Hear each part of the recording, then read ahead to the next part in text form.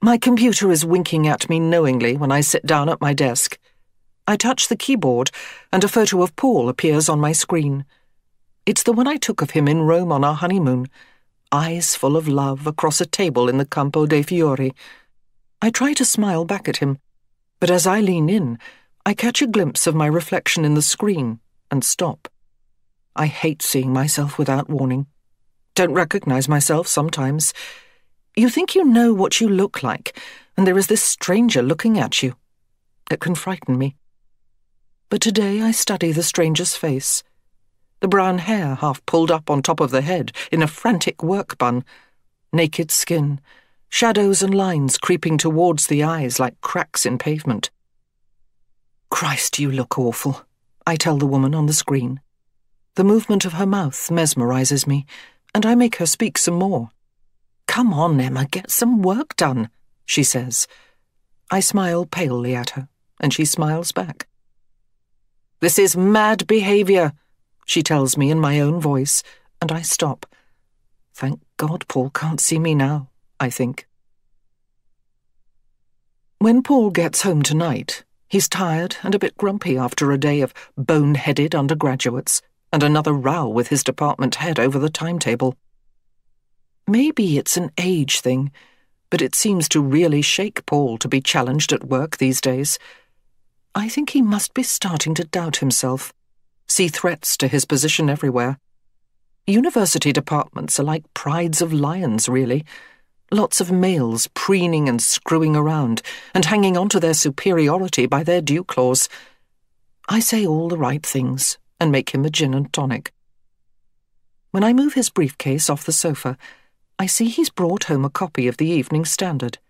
He must have picked it up on the tube. I sit and read it while he showers away the cares of the day, and it's then I see the paragraph about the baby.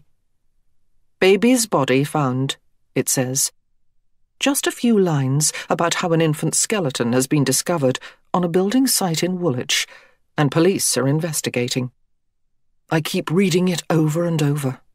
I can't take it in properly, as if it's in a foreign language. But I know what it says, and terror is coiling around me, squeezing the air out of my lungs, making it hard to breathe. I am still sitting here when Paul comes down, all damp and pink, and shouting that something is burning. The pork chops are black, incinerated.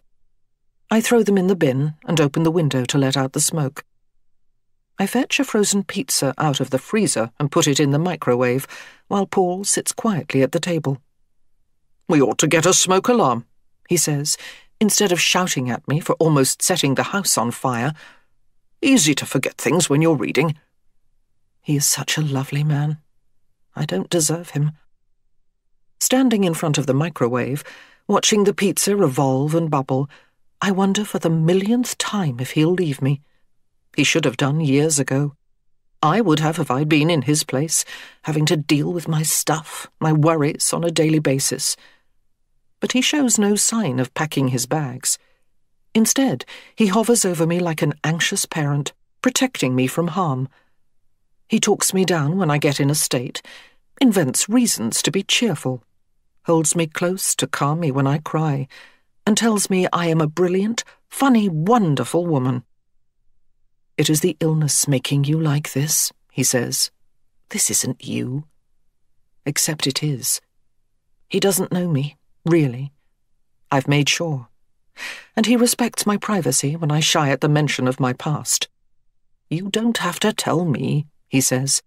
"I love you just the way you are." Saint Paul. I call him that when he's pretending I'm not a burden to him, but he usually shushes me.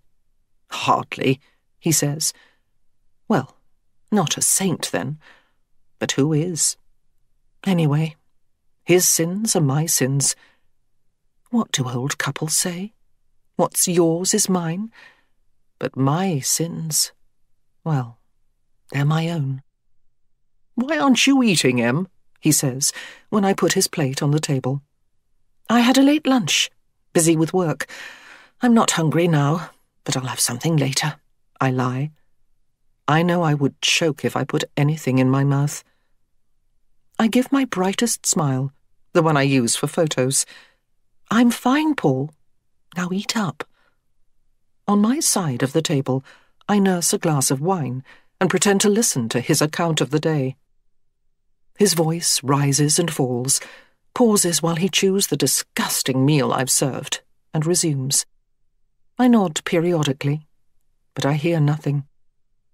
I wonder if Jude has seen the article.